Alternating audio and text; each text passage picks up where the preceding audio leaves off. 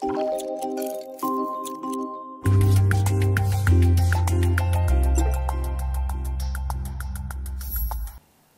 afternoon, everybody.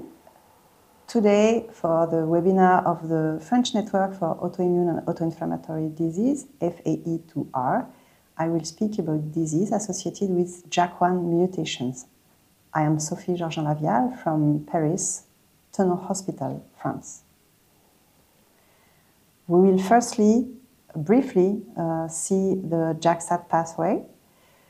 There is a recent and very good review that you can find the references there, showing all the receptors that are linked to JAK protein, and JAK protein usually signaling via the STAT proteins to induce signals into the nucleus of the cells and induce inflammation.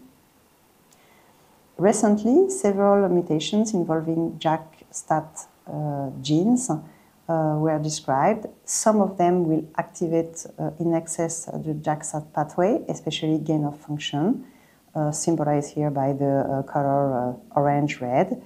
And some of them are loss of function and will download the system and induce more likely immune deficiency. So today we will only speak about the mutations of JAK1 responsible for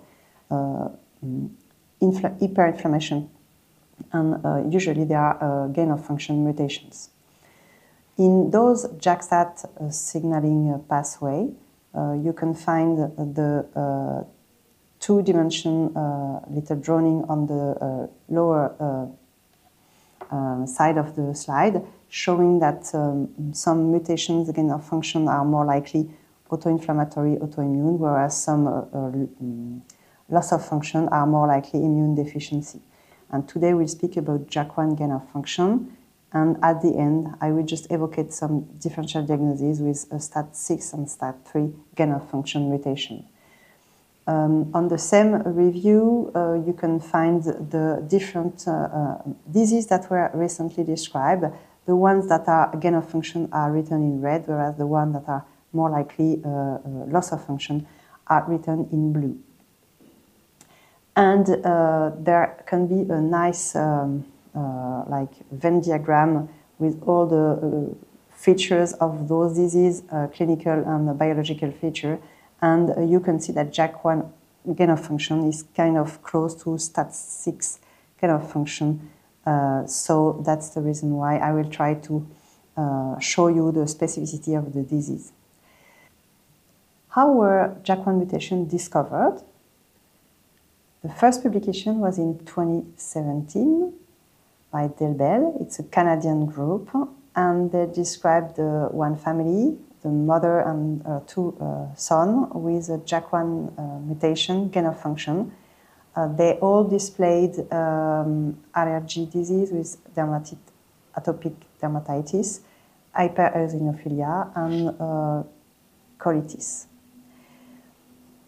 Here you can see that their eosinophil rate were elevated, and after taking steroids, the eosinophil were still elevated in red, but after taking JAK inhibitors, especially ruxolitinib, the rate of eosinophil decreased. That's the reason why I put this little picture of eosinophil, to remember that in this disease, eosinophil are usually elevated. The two children in this family had a failure to thrive, as you can see here, and after taking ruxolitinib, as shown by the crosses, the height and the weight was better, whereas on steroids, that was the failure to thrive. The second publication was in 2020 by Dusan-Bukunovic lab. It was one single case of a somatic mutation of JAK1, a very special case. In this paper, there is a lot of manipulation and very extensive functional work showing the pathogenicity of this mutation. The patient is a woman. She had a very atypical case in the end because she developed membranous glomerulopathy and underwent hemodialysis, and at the end she died of a COVID infection. The third publication in 2022 from a Japanese group. It's an isolated lady, adult lady. Actually, she died, and it was a retrospective diagnosis by whole exome sequencing. And this disease had severe atopic dermatitis with hepatitis, autism, and hepatosplenomegaly. Then this publication in 2023 by our group, and we describe a very large French family with 13 affected siblings. It was a dominant mutation, and today one new case was born, and 2 of the elderly patients died. The latest publication was this year, a few months ago, again by Dusan Bogdanovic lab in the US. He reported about 6 families. One is French, the other ones are American, one from Afro-American, one from North America. And some of the reported families are also Ashkenaz Jewish.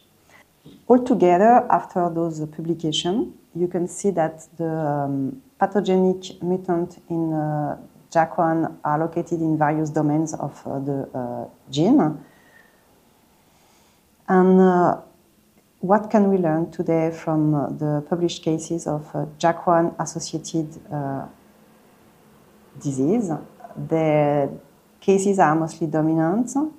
It's a cosmopolitan disease. As you can see on the different flags, it was described in North America, in Europe, in Japan. And since 2017, almost 40 cases were published to date.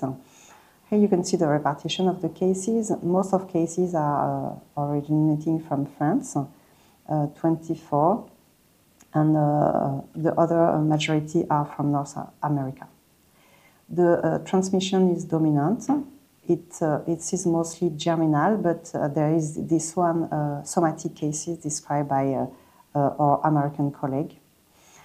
The gene codes for the protein JAK1, and to date we know 8 pathogenic gain-of-function mutations that were described. 37 patients were published to date, and interestingly, all cases began in early life, in a neonatal period. The most important clinical features are atopic dermatitis, which is mostly corticosteroid resistant, especially if it's a familial form. The other very frequent presentation is the growth delay, failure to thrive, hypereosinophilia, the early onset inflammatory bowel disease with eosinophilic digestive infiltration when the patients have a lot of diarrhea and when they get digestive biopsy. Patients can display hepatosplenomegaly. At least 2 of them underwent a liver biopsy, or one with a splenectomy. Some adults had autoimmune thyroiditis. And in the big, large French family, several patients display recurrent fever and arthralgia and arthritis. Here is the very classical presentation with atopic dermatitis, as you can see on the face of the lady. Also the verrucous, the pseudoverrucous lesion on the arms that are described in several papers. Also the ichthyosis of the hands. Here on the panel 3, you can see that she had warts that were burnt. And on this slide, you can see also the efficacy of JAK1 inhibitors, because the lady received JAK1 inhibitors, especially baricitinib, and you can see that the cutaneous lesion on the face and on the arm and the hands decreased very importantly. When you suspect the disease, you can check some biological clues, such as elevation of eosinophil, basophil, elevation of histamine, total histamine, but IgE is not very elevated in this disease compared to other JAK-STAT gain-of-function pathway. The confirmation is always genetic, with a high throughput sequencing, especially panel or whole exome sequencing.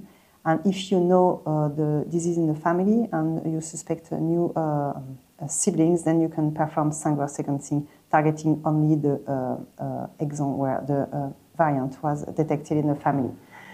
The evolution, which is to date known, the fertility is normal. There can be a growth delay in children. We have not heard about any inflammatory amyloid disease cases. One case was described of membranous glomerulonephritis with renal failure, but it was this particular somatic case described in the US. And also in the large French family, we found fibrosing calcified tumor, especially located in the cirrhosis, which is really specific of the disease. To date, 4 patients died. One is the lady with renal failure, one is the Japanese lady, and 2 from the French family, but they were over 73 years old. The JAK inhibitors were spectacularly efficient. The 3 that were used were mostly baricitinib, ruxolitinib, and upadacitinib. Baricitinib is useful, especially for children, because you can have liquid posology. So, in conclusion, JAK1-associated auto-inflammatory disease began in neonatal period.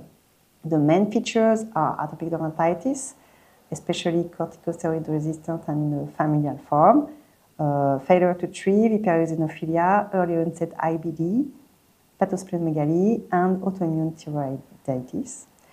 JAK inhibitors are very useful. It's a cosmopolitan disease, and one single gene can induce several variants with gain-of-function pathogenicity in different domains of the gene. The mutations are dominant, and it's very important to sequence the patients, especially the entire gene, with panels or exome sequencing or genome sequencing, to look for mutations all over the gene, and also with some depth, like panel for somatic mutation. Here are the key messages for JAK1-associated inflammatory disease. It's a new class of monogenic immunoinflammatory disease at the interface between immune deficiency, allergy, and autoinflammation. It's very important when you suspect such cases to draw a family tree, to check blood count for eosinophil, basophil. If possible, you can measure total histamine blood levels. It's also very important to perform a new generation sequencing, especially by panel or whole exome sequencing. And the JAK inhibitors are spectacularly efficient. I advise you, if you want to know more about the differential diagnosis, to go through this review showing that JAK1 gain of function is really close to especially STAT6 gain of function. And I thank you for your attention.